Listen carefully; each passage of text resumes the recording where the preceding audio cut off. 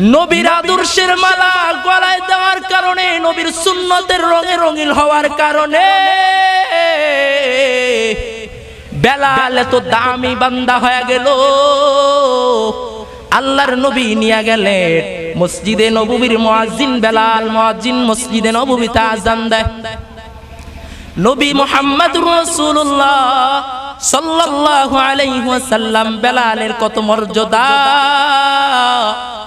ও চরশিরতার মুসলমান, ময়মনসিংহের মুসলমান, হযরত বেলাল নবীর একজন বড় আশিক।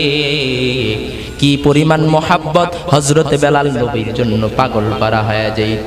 হযরত বেলাল নবীর জন্য কত পাগল, নবীর জন্য কত দামি বান্দা হয়ে গেল বেলাল। হযরত বেলাল মসজিদে নববীতে আযান দেয়। হযরত বেলালের ঠোঁটগুলো নসকে পড়তো, তুতলা ছিল। আশহাদুর জায়গাত হযরত বেলাল বলতো আশহাদু আল্লা ইলাহা ইল্লাল্লাহ।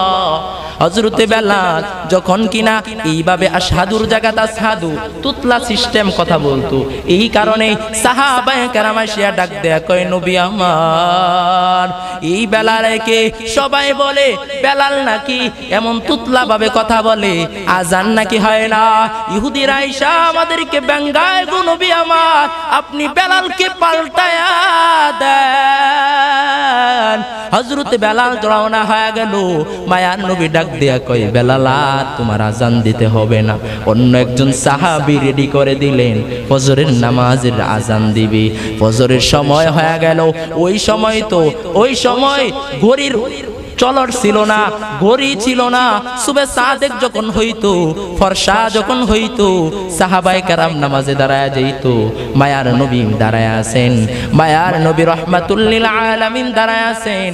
রাহমাতুল লিল আলামিন নবী মুহাম্মদুর রাসূলুল্লাহ সাল্লাল্লাহু আলাইহি ওয়াসাল্লাম বারবার মসজিদে নববীতে আযান হয়েছে, আর নবী বারবার জানালা দিয়া তাকায়।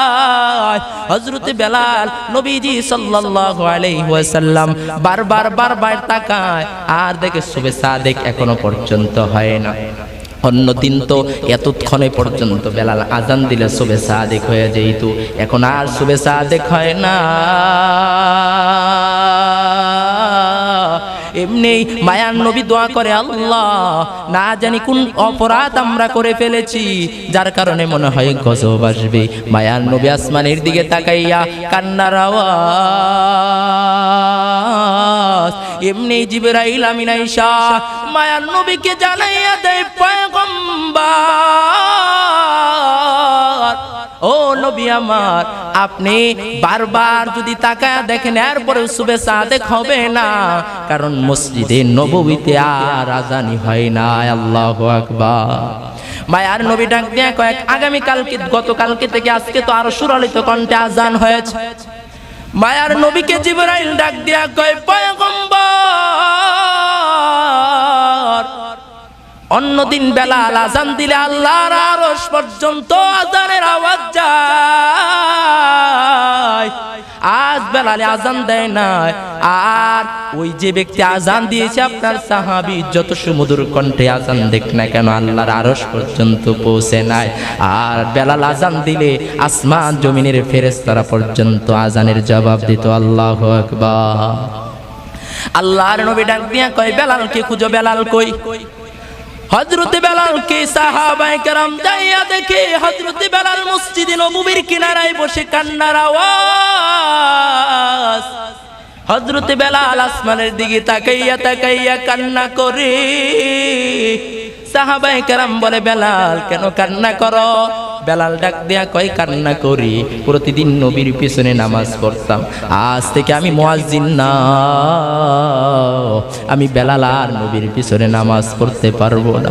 আবার সাহাবায়ে কেরাম ডাক দিয়া কয়, ও বেলাল, নবীর সুসংবাদ জানাইছে আল্লাহর আরশ পর্যন্ত আযান পৌঁছে নাই, এই জন্য সুবে সাদেক হয় না।